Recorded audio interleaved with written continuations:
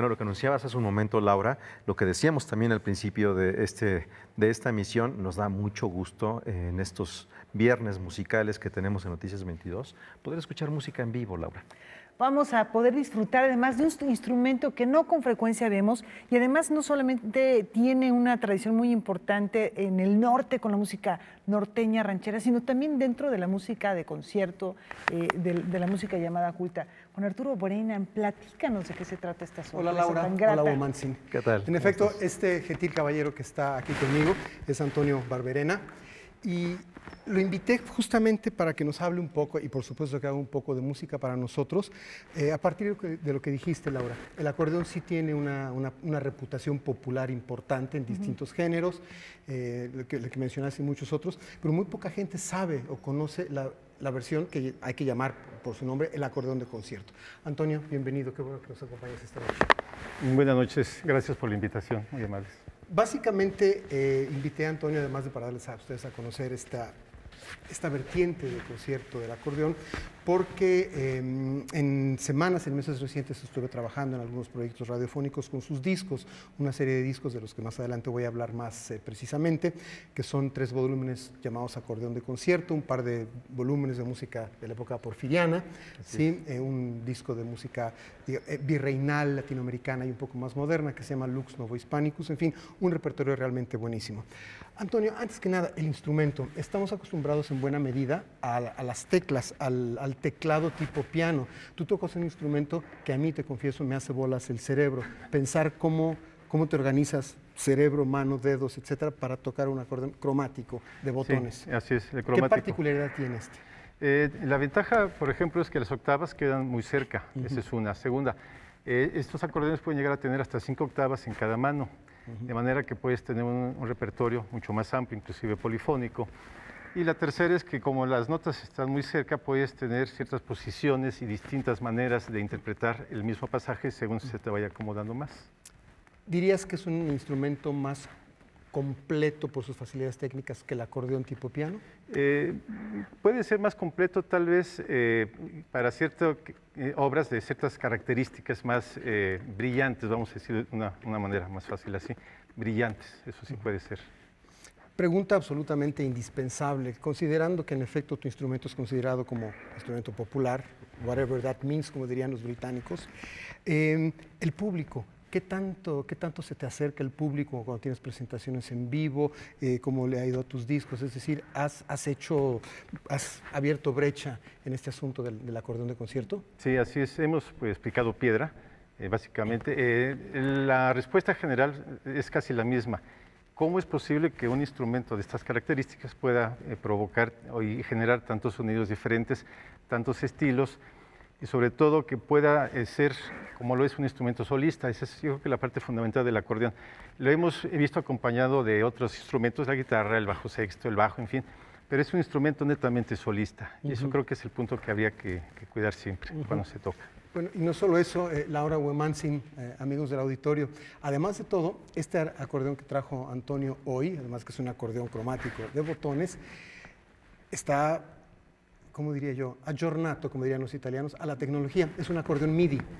Es decir, tiene toda una serie de cuestiones para trabajar el sistema MIDI, amplificación y una serie de efectos, voces, memorias. De manera que me comentaba Antonio antes de que entráramos al aire, que es básicamente para los conciertos en espacios muy grandes o exteriores, etcétera. Pero ahí donde lo ven, el viejito y rústico acordeón, ese es un acordeón MIDI. El repertorio, ¿de dónde proviene este repertorio del siglo XIX? ¿Se sigue escribiendo? ¿Qué tanta música original hay para este instrumento? Sí, el repertorio comenzó justamente a finales del XIX, pero ya es en el siglo XX, más o menos a partir de los años 30, cuando integró un repertorio propio y sobre todo ya de mucha calidad.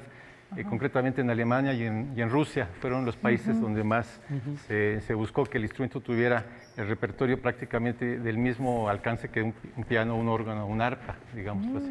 Wow. Y en cuanto al acordeón contemporáneo, yo recuerdo que hace algunos años aquí en México, Georgina Derbez escribió para una acordeonista joven alemana, Eva Zullner, exactamente. Y no es algo que escuchemos regularmente en música contemporánea, un instrumento, ¿no? No, aunque precisamente el ámbito de la música contemporánea es el nicho propio para el acordeón. Se han hecho composiciones de estas características para él, aunque muchos de nosotros, aparte de tocar el repertorio original, tratamos de buscar aquellos repertorios de los cuales, por decirlo así, se perdió el acordeón, dada su presencia tan tarde, por decirlo así, en el ámbito de la música. Calculen que el acordeón se inventó en 1829.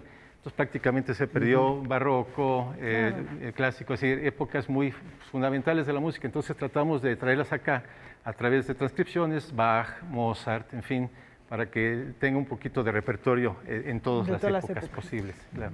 Mismas transcripciones que están en los 3 volúmenes que aquí presento de la serie Acordeón de Concierto de Antonio Barberena. ¿Sí?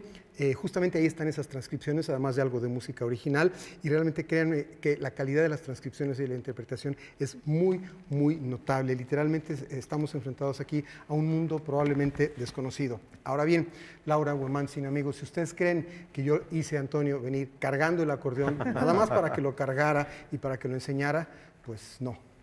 Adelante. Correcto.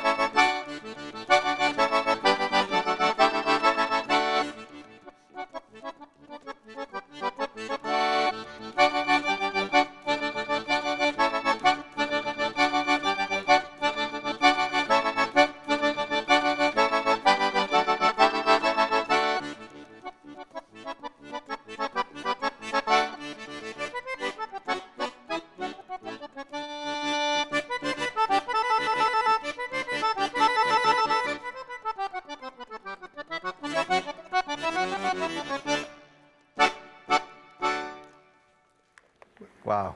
Gracias, Antonio, bravo.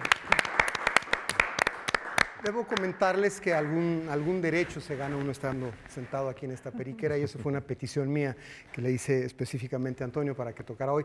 Esto fue Los Canarios, que es la última parte de la bellísima suite española de Gaspar Sanz, escrita originalmente para guitarra barroca y que está grabada completa en el primero de los volúmenes de Acordeón de Concierto. Y en mi opinión, de todo esto, que ya lo oí completo, es uno de los momentos realmente señeros, cimeros, estos canarios de la suite española de Gaspar Sanz. Antonio, en cuanto a tu vida de concertista, ¿qué hay en el futuro cercano, mediano, planes, proyectos para presentar? Me hablabas de algo interesante que me gustaría que repitieras para nuestro público. Claro que sí. De momento, como acordeón de concierto, voy a dar en Álamos, en el Festival Ortiz Tirado, un concierto, y estoy trabajando ya junto con un artista visual en un proyecto de acordeón con efectos visuales tipo videomapping para hacer la música clásica, digamos, en llevarla en otra dimensión también.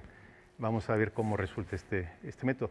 Además de estar ya buscando con otros elementos de jazz, por ejemplo, a ver si podemos lograr traer la música norteña a las nuevas sonoridades del jazz, hacer una fusión. También ya estamos en esto.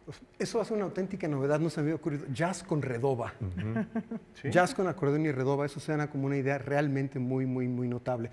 Proyectos de grabación, además, me dice, hay uno de estos que salió recientemente, que es este, ¿no? El de Suárez. Que es una segunda aproximación a música del Porfiriato. Sí, aunque ya abarca todo el continente americano. Hay música del siglo XIX de Argentina, de Colombia, sobre todo de Cuba, Estados Unidos y obviamente México también, que es una especie de disco compañero al de Don Porfirio, que fue el que salió justamente en el 2010, cuando el Bicentenario. Entonces, 3 de acordeón de concierto, 2 de música porfiriana y Lux Novo Hispánicos. ¿Sí? Realmente, de veras, además de la música original que aquí hay, las transcripciones, como ya lo mencioné, son muy, muy notables.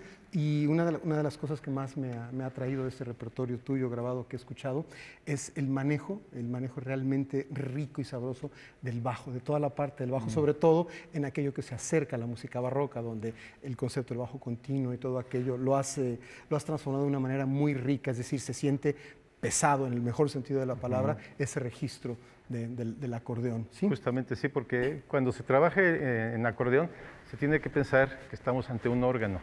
Entonces tenemos que buscar todos los elementos, desde el más agudo hasta el más grave, para que tenga la presencia tonal en el grado que le corresponde. Y esa es una ventaja que tenemos con el acordeón. Con los nuevos acordeones modernos, los bajos más graves nos da una presencia, si no igual al pedal del piano, pero sí parecida. A mí, ahora que estoy viendo esto y escuchando el repertorio del Porfiriato, me llama la atención qué tanto en estos discos podemos encontrar de Musset, de este tipo de